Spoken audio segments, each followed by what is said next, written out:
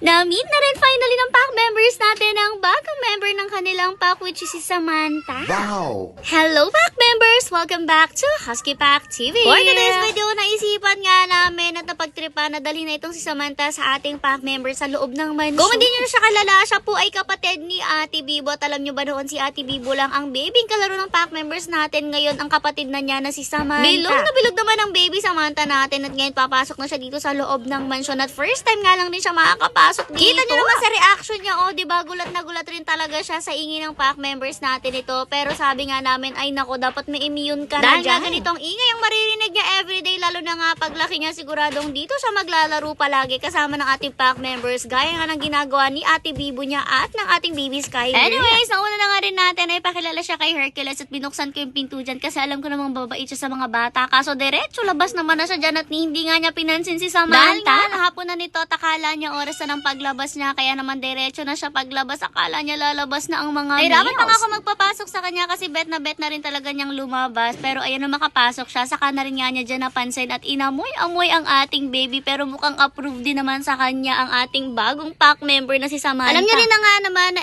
every baby nga natin dito ay naipakilala natin sa ating pack members. At syempre nag-umpisa na nga yan kay Ate Bibo. Si Ate Bibo talaga yung sanay na sanay kasama pack members natin. Naalala ko nga noon, talagang halos araw-araw kasama niya ang pack members natin dahil nasa stroller siya at kasama niya sa laruan niya ang ating pack members. Kaya naman simula na lahat ng mga babies ay naipakilala na natin sa ating pack members. Huwag naman kayo mag-alala guys na baka nga sabihin nyo ma-allergy ang bata dahil nga po sa balahibo ng mga aso. Yan ang hindi mangyayari dito sa ating mga babies dahil alam nyo ba, ang mga babies po kapag immune na sila sa mga balahibo, bata pa lang sila, hindi na sila magkakaroon ng allergy sa mga hayop, sa mga aso man or pusa. As per pedia rin nga po pala, kapag si mommy nabuntis, yung surroundings niya ay may mga aso, paglabas ng kanyang baby ay hindi rin naman siya magiging allergic sa mga aso man o pusa. Maganda kasi nabuntis pa lang daw si mommy ay immune na nga siya sa mga surroundings niya na may aso para si baby hindi na rin magka-allergy. Anyways, ito nga paparinig ko rin sa inyo ang ingay ng pack members natin ito habang sinasalubong si Samantha.